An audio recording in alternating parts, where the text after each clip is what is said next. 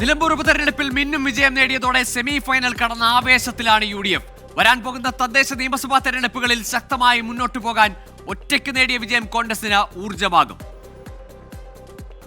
വിവിധ പാർട്ടികൾ ഒരുമിച്ച് ചേർന്നാണ് മുന്നണി ഉണ്ടാകുന്നത്. പക്ഷെ അവരെല്ലാം ഒരുമിച്ച് ചേർന്ന് ഒരു പാർട്ടിയെ പോലെ പ്രവർത്തിക്കുക എന്നത് വളരെ അപൂർവമായി നടക്കുന്ന കാര്യം. അതാണ് കേരളത്തിൽ ഞങ്ങൾ തെളിയിച്ചത്.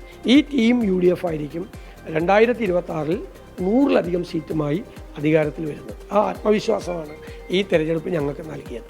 അതിൽ പ്രവർത്തിക്കാനുള്ള ഇന്ധനമാണ് അവിടുത്തെ ജനങ്ങൾ നൽകിയത്. അപ്പോൾ ചിട്ടയായി പ്രവർത്തിച്ചാൽ വിജയിക്കാൻ പറ്റും. കാരണം ഈ നിലമ്പൂർ കോൺസ്റ്റുവൻസി ഡീലിമിറ്റേഷന് ശേഷം ഭയങ്കര ബുദ്ധിമുട്ടായിരുന്നു.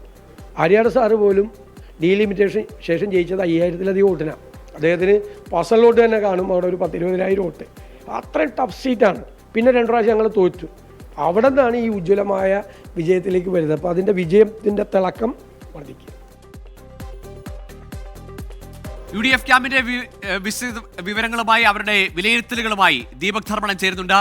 ദീപക്, ഏതായാലും UDF നേതാക്കൾക്ക് പ്രത്യേകിച്ച് VD സതീശന് അഭിമാനകരമായ വിജയമാണ്. ഇനി മുന്നിൽ നിൽക്കുന്ന തദ്ദേശ തെരഞ്ഞെടുപ്പ്, അതിനപ്പുറത്തേക്ക് 2026 നിയമസഭാ തെരഞ്ഞെടുപ്പ് ലക്ഷ്യം വെക്കുമ്പോൾ ഈ വിജയം നൽകുന്ന ആത്മവിശ്വാസം ചെറുതല്ല.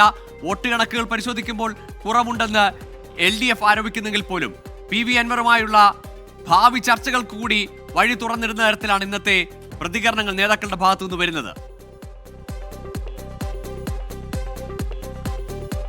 ഗോകുൽ, ഒരു കാര്യം തറപ്പിച്ചു പറയാം. UDFന് കിട്ടിയിരിക്കുന്നത് വലിയ വിജയമാണ്, ചരിത്ര വിജയമാണ്.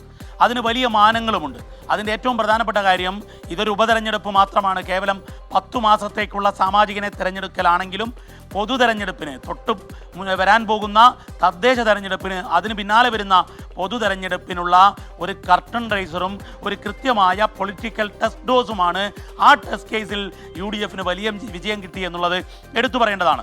മറ്റൊന്ന്, സാഹചര്യങ്ങൾ എത്രമേൽ പ്രതികൂലമായെങ്കിലും UDF ഒറ്റക്കെട്ടായി ഈ തെരഞ്ഞെടുപ്പിന് നേരിട്ടു.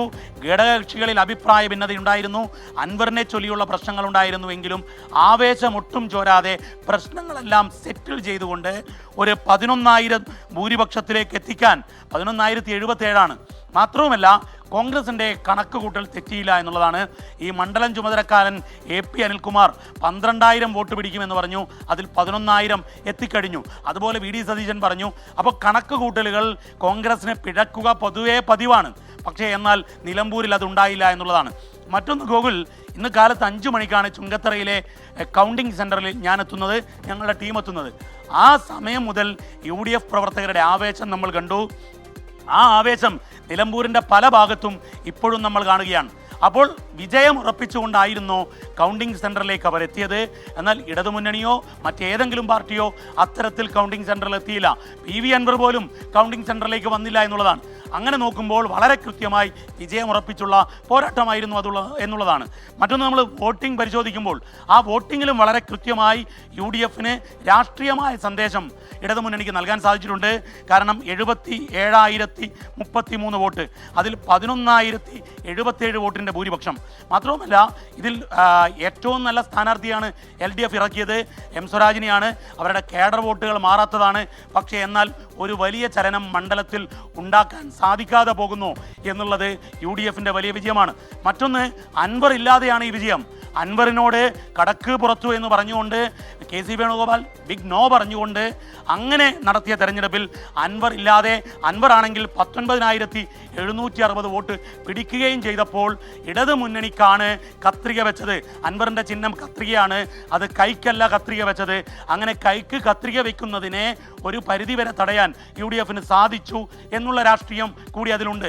ഏതായാലും CPIMന് അടിസ്ഥാന വോട്ടിൽ ചോർച്ചയുണ്ടായില്ല എന്ന് MP ഗോവിന്ദൻ മാസ്റ്റർ പറയുന്നുണ്ടെങ്കിലും ഒരു ഇടതുപക്ഷ അനുകൂല വോട്ടുകൾ അത് UDF കൊണ്ടുപോയി എന്നുള്ള രാഷ്ട്രീയ വസ്തുത വളരെ പ്രധാനപ്പെട്ടതാണ്. മാത്രവുമല്ല, ഈ നിലമ്പൂർ ജനവിധിക്ക് വലിയ മാനങ്ങളും വലിയ രാഷ്ട്രീയ അർത്ഥതലങ്ങളും സൂചനകളുമുണ്ട്. ഗോകുൽ, തീർച്ചയായും നേതാക്കളുടെ വിജയത്തിനപ്പുറത്തേക്ക് UDFനാകെ ആത്മവിശ്വാസം പകരുന്നതാണ് നിലമ്പൂരിലെ ഇന്നത്തെ വിജയം.